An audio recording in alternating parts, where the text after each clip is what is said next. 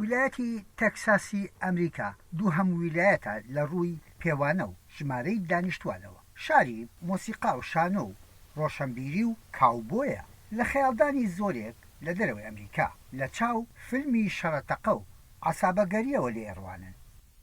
لە زۆر ناوچەی کوردستان و تەنانەت خۆرهەڵاتی ناوەڕاستیش ئەگەر هەر تەق و تۆقێ لە هەر شوێنێکدا ڕوو بدات دەڵێن ناوچەکەمان بووە بە تەکساس، بەڵام وەرن با تەکساستان نیشاندەم.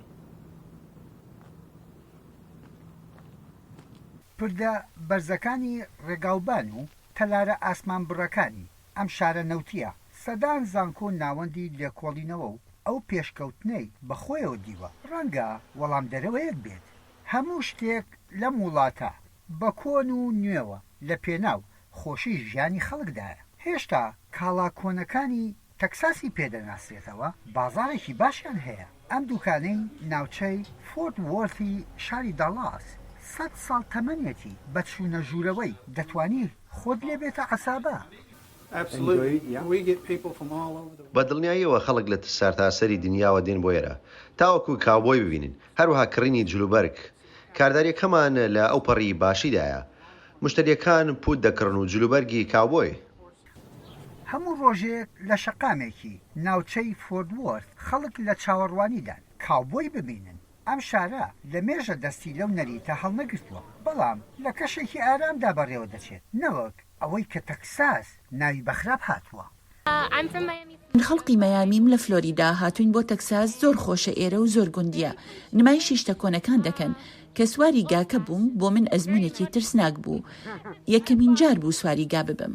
کەم نین ئەوانەی تامەزۆی ئەم کەشە کۆمەڵایەتیان سواربوونی ئەسپ و ڕەوتکردن بە شقامەکەدا. ئەم خانمە گاکەی بۆتە سەرچاوەیەکی بژێوی.